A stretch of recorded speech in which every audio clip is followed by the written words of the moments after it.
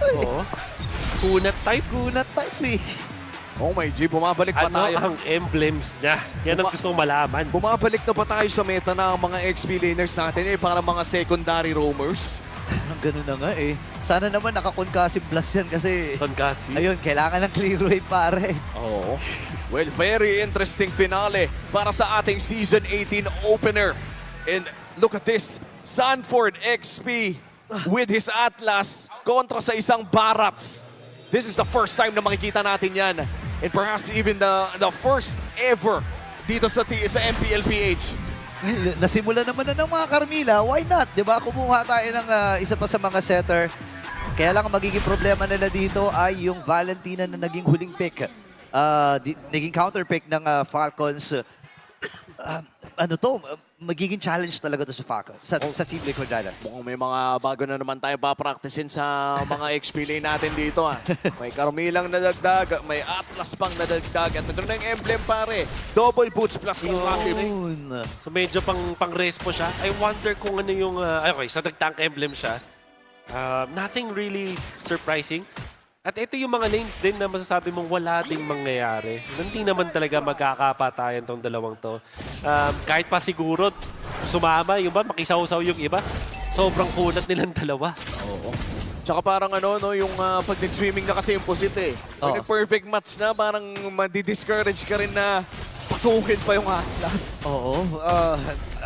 Medyo tricky talaga yung naging choice dito ng Team Liquid. For sure, ito na yung mga nakikita at gumagana doon sa mga scrims, no?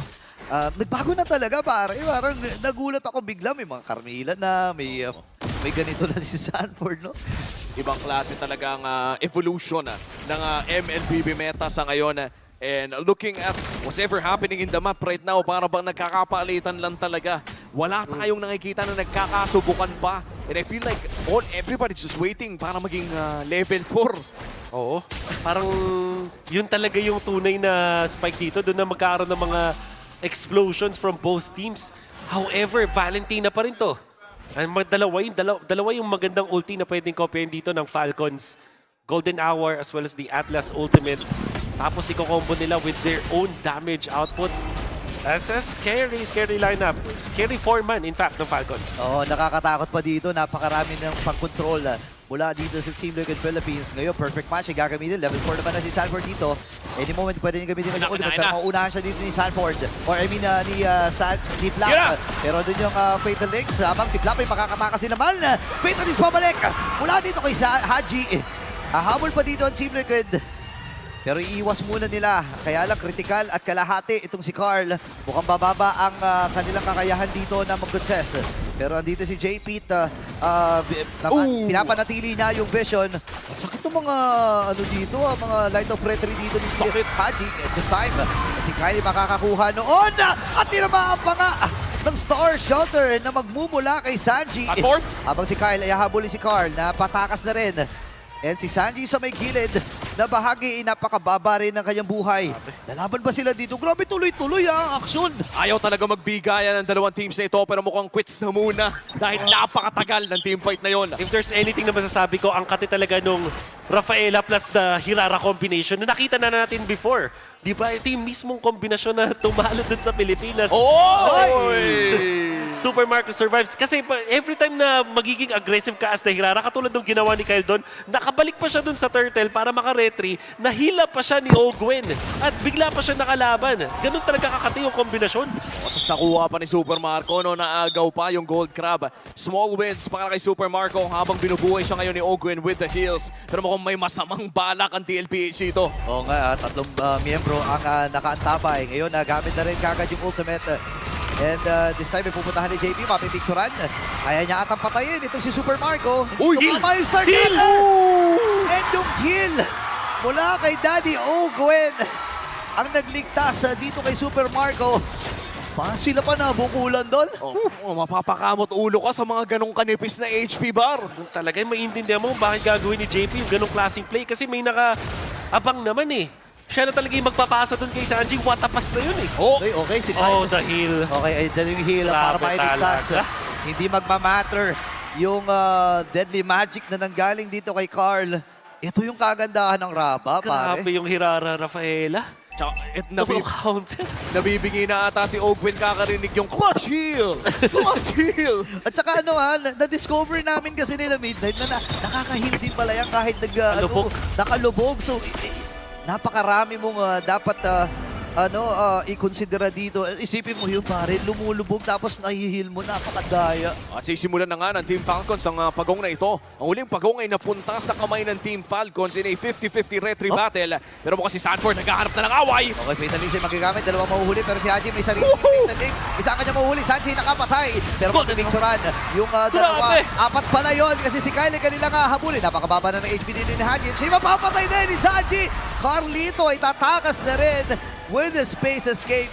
Pero mabilisan lamang bubuhayin iyan. And, Wow. grabe yung nagiging action na to. At nakabawi na by the way ang Team Liquid. At dahil dyan ay mukhang sa kanila mapupunta ang pagong na ito. 1-1 na ang ating turtle score. And that's going to be Carl TZ securing that turtle. At mukhang equalize na po ang ating laro. Oh, can see through the replay. Sanford with the play. Flicker play. Makikita natin mula sa kanya. Actually, hindi nga ginamit yung Flicker? flicker. That's just the ultimate. At yung flicker play, magagalit to kay Haji. Kaso napasama pa sila. Kasi biglang magkakasama na sila after the stolen Fatal Links. Eh nakita natin yung golden hour na nasulit naman ng TLPH. Afterwards, Sanji in combination with JP. Ito yung nakakatakot naman sa TL. Kung may imba na kombinasyon ng Falcons with this Hirara plus na Rafaela, mayroon din naman yung TLPH golden hour in combination with the Novaria Star Shatter. Ang katirin. Oo, nag-iinit na nga rin si Sanji dito eh. Currently 3-0 sa ating laro. At mukhang si Flap ang kanilang bibigyan. Stuns will land pero medyo may kakunatan. Uultihan na rin dito ni Carl TZ. Hindi pala nila bibigyan to. Yun na, kinain na at hindi rin mamamaximize pare yung Daytona's welcome kasi nasa malayo na rin si Super Marco. Astral Echo ay nagamit, pupuntahan si Ogwen. Tumama kalahati agad yung HP ni Super Marco. At pagtutulong-tulungan na nila dito si Master Ogwen. Apat na miyembro mula sa Team Liquid Philippines ang nagtulong doon para siya mapatay. And currently 4-0-1. Ang ganda ng pinapakitang laro ni Sanji so far. Oh, grabe yung lagkit na ipinapakita ng TLPH ito. Nasisimulan dito ni JP na meron siya ng framed moment. So, makakapag-set up ka talaga ng frigid breath mo if you are Sanford. Passive will proc definitely because of that. Tapos, yung makati at malagkit na damage output mula dito kay Sanji mula sa malayo pa na mahirap talagang sagutin if you're Falcons. All things considered, Falcons wala silang pang-dive para hanapin dito si Sanji. And Sanji will be a problem for them. Hindi ko in-expect na bibigyan nila si Flap doon, Anat. Oo nga eh. Kasi parang kapag tinitignan natin yung HP at mga items na mayroon dito si Flap na masisili po natin sa ating Infinix in-game equipment, ay para bang ang hirap bigyan. Ito yung tipong matatagalan talaga kayo para i-burst. At sa totoo lang, natagalan sila pero they had all the time that they needed. Tsaka if I'm not mistaken, puno rin yung big guy passive niya doon Diba? Puno yung stock. So, ganito ka-decisive ang Team Liquid Philippines. Ngayon si Flap ay kanilang makikita. Aray, Kumama na naman yung Star Shotter na naman gagaling dito kay Sanji. Pero kasi meron namang heal si Ogwen. So pwede nilang tiisin yan ng panandalian kasi maya-maya ay may heal na naman na ibibigay itong si Ogwen sa kanila. Yun naman talaga yung maganda. No? If you're running a sustained lineup against a poke hero such as Sanji's Novaria, eh kahit pa paano may sagot talaga sila. Pero mukhang sisimulan at ipaparts na ng TLM na turtle na ito. Okay, si Flap ang humaharap. I-reset nila ng panandalian. Bibigyan na naman nila. Same tactics sa kanilang gagawin. Na iba to si Sanford dun sa likod. At makakapatay na lang isa ang Team Liquid Philippines. Kulang ng frontliner. Dito ang Falcons. Kaya bibigyan natin ni Ogwen. aray. Kailangan mo si Ogwen dito kasi baka tamaan. Diyan ang Star Shatter. Buti nila merong Oh, wow! sakto din yung ultimate mula dito kay Ogwen. Ngayong mabibit-bit ba? Fatal Links ay magagamit. Wow! At kinounter din ang sarili. Fatal Links, ladies and gentlemen. Nakabawi din naman dalawa dito. Itong si Super Marco and JP with another. Grabe yung palitan pare. Hindi pa kasi tapos to kasi meron na namang additional na meron sumama si Marco at tagumpay sila sa pagpatay kay Tagot. And it's now up to Sanji para makapag-contest ang Team Hello. Liquid Philippines sa Lord na ito. Habulin Mukhang siya. ahabulin siya ni Kyle. Hello. Sa tinami-dami ng dashes na yun, mukhang Hala. matilipad pa sa Galaxy si Sanji. Ala, naku, abangan na ito. Oh, that's all! Oh my goodness! Lumubog si Kyle at parang maiwasan lang yung Star Shatter. Pero teka lang, si Kyle delikado pa rin. Ay, di pa tapos ito Dito ulit spell may gagamitin. Pero Super Mario ay nakuha na, napicturan. Ang 5 miyembro. Oh, buhay pa siya. Daytona's welcome. And JP mamamatay. What a play!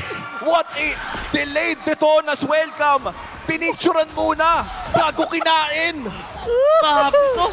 Parang nasa restaurant lang. Yung pagkain mo, bibigturan mo muna. But Falcons are outplaying TLPH. So many times in that game, nagsimula si Super Marco and Haji forcing that ultimate mula doon kay Sanford. Bago yun, sabay ito namang si Kyle na nakahanap pa ng additional na kill, outplaying din. Etong si Sanji at nung sila JP naman ang nagtry na patayin doon si Kyle. Si Kyle lumapit sa kanyang mga kakampi. Ginamit yung lubog muli yung iframes with the Rafaela healing. Sabay pagbalik, 5 na sila. Up against TLPH, all of a sudden, Falcons have taken control of this game. At mga uulan po ng Rafaela sa mga rank games nyo ngayon matapos ang pinakaunang araw ng Season 18. Team Falcons utilizing the zero really nicely. Kasabayan na rin ng micro-mechanics na nagmumula dito kay Kyle. Mukhang makakaisa pa sila ng Torre dito sa may bandang ibaba. Team Liquid Philippines now behind almost 2,000 gold against Team Falcons. Pare, kanina palitan lang talaga itong gold lead na to. So far, wala pa naman tayo dun sa 4K power spike ng ating mga team. So masasabi ko na taplahan pa rin itong mga magaganap mamaya. This is the dive again. Lamang pa yung TL at this point. Yan, Oakwood, oo. ang ganda ng ulti. Sobrang ganda ng Bawian pulong yan braso nitong dalawang players Yun, oh. natin. Pero si Kyle, nasulit niya rin yung damage niya kasi 3 yung kanyang natamaan doon. Sanji was low afterwards. Tapos meron pa siyang additional na kill. So, Ayun oh! in turn, si Kyle, grabe yung outplay na yun. Alam niyang babagsak na rin mula sa Galaxy. Pero ngayon si Kyle mukhang mag-i-invade. Sanford on the defense. Astral Echo on to 4. Pero mukhang makakataka si Flap with the Daytona's welcome. Walang mangyayari sa laban na yon. Pero mukhang makukuha pa rin ng TL ang kanilang buffs. Yeah, 1.7K ang kanilang gold lead. Again, nabanggit natin, wala pa sa 4K power spike ang ating magkabilang kupunan. Pero maganda dito pare, pumupuno na rin naman. Puro, magic penetration item para kay, Dagut, no? Oo, yun naman talaga eh. This game feels like an eternity pero 11 minutes pa lang ang Oo nga. nagaganap. 11. We already have a lot of action between the two teams. So, at this point, masasabi mo na bigla na lang magkakaroon ng power spike etong si Super Marco kumpara sa isang Clint dahil meron kang AoE damage courtesy of the torn apart memory. At kailangan mo ring i-respect itong pagiging makunat na ni Flap at 88,000 damage taken. Yun na, matry nila i-burst Kaya lang kasi meron talagang heal Yun lang ang magiging puhunan dito ng Falcons. Pwede nilang sunugin lahat ng mga skills ng Team Liquid Philippines. Ihihil lang yan ni Master Ogun Ang kapal na rin ng healing na nanggagaling dito kay Ogwin. Pasok na rin The naman plus. sa late game. And siguro ang magiging solusyon dito ng Team Liquid Philippines is to just try to land those Astral Echoes and Star Shatters again and again.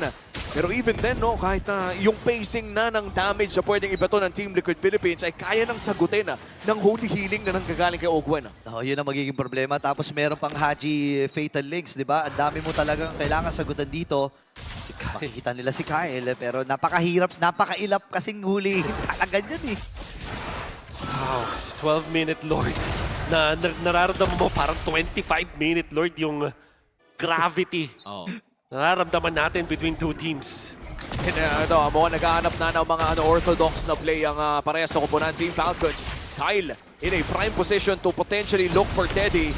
Pero mukhang may kakainin ng isa. Daytona's welcome. Sino kanyang unahin? Si Sanford nga. Fatal Links ay available pa sa kanya, pero mapaburst na rin agad siya! Hindi magagamit ni Sanford yung kanyang kakayahan.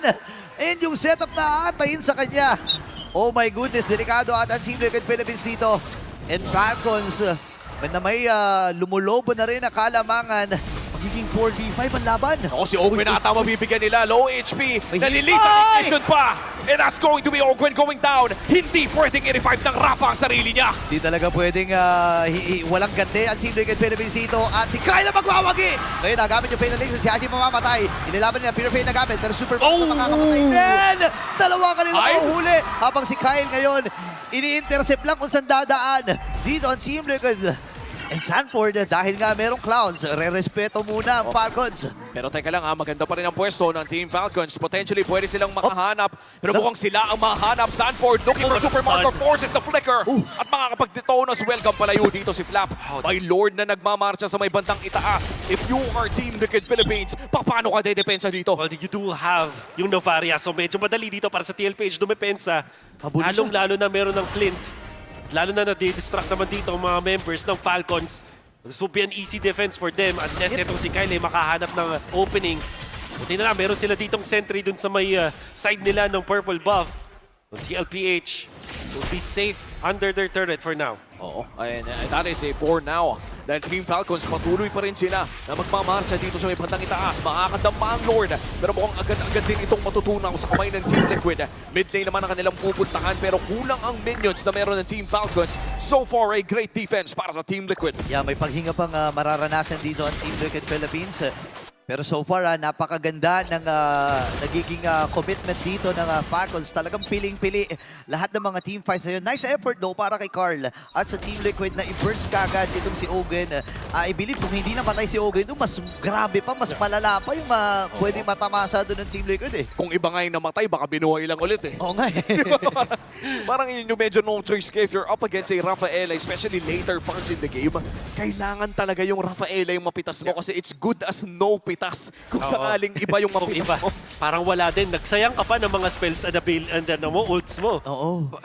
There is a little bit of concern para sa TLPH dito kay Sanford on this Atlas. Kung papansinin, 6,000 gold lang siya.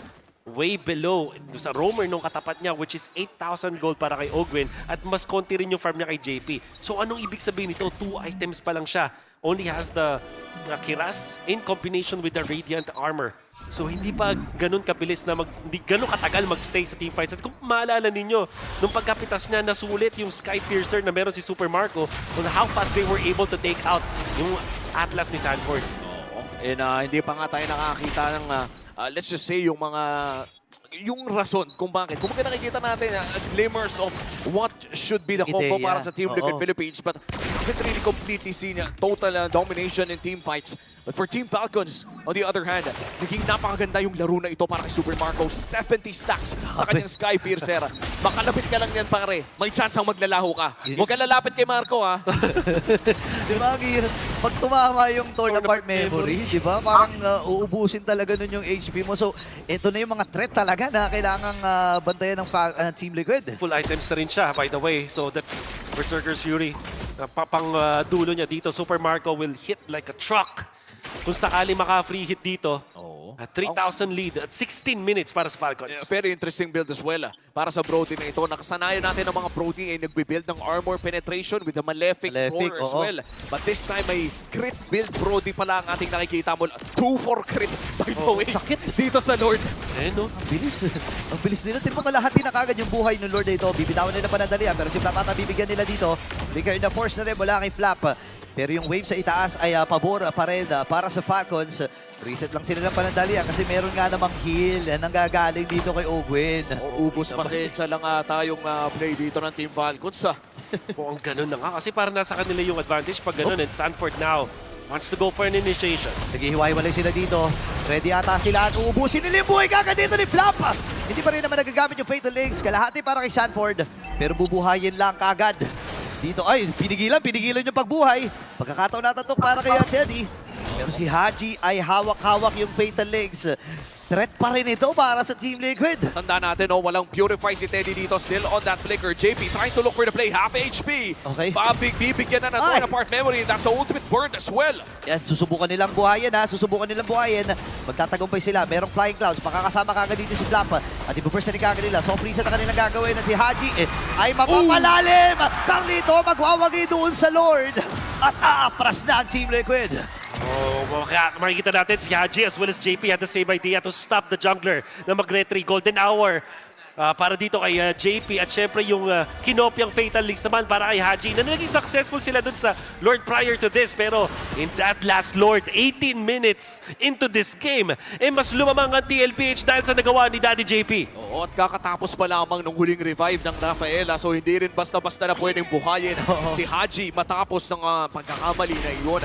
With that Team Liquid Philippines, pwede sa may patay bandang ba? itaas, hindi makakatakas Ay, with the oh, iframe. syempre. Pero ito na, Astral Echo. Nagamit na rin 3, 4 ang matatamaan. Makakakuha na ng isang tore ang side ng Team Liquid. Eh na, unti-unti lang Team Liquid Philippines ito, no? Unti-unting nagbabasag. Dito ko na swelga magagamit. Iutot doon sa gilid. Pero nagamit lang kagad yung Golden Hour para protection na ng kanyang kakampi. Ngayon si Sanford, naghahabol kay Super Marco. Bumili na rin ng Immortality. At nag-umpisa sila sa pag-leave, pero mamamatay. Papagimitan din ni Marco. Nakakatakas pa siya. Tumama yung stun. Pero Fate, Hoy! sasagutin ni Haji. Super Marco nakaka-free-hit. Haji makakapatay din. Tatlo ang tutumba. Patay din si Goat. At sugod na ang Falcons. At mukhang nakapaliktad pa ata ng Team Falcons ito. Sanji versus Kyle, part 2. Masaslow niya dito yung Hirara pero napakadaming dash. Kailangan na ulit lumangoy patungo sa Galaxy. Flicker from Sanji. Okay. A 1v1 with a great one. Kaya lang ang nagiging problema sa gitnang bahagi. Pasugod na ang Team Falcons. Mamamaalam din si Sanji. Si JP na lang natitira. Kaya niya bang proteksyonan ang kanilang kristal? Masugod na rin ang Falcons at tuloy-tuloy ang pagrarangkada at paglipad. Mapipicture niya naman ang dalian. Pero 14 seconds pa si Teddy. Siya'y mamamatay at tuluyan ang lilipad ang Team Falcons. Absolute cinema of a game number 3 para sa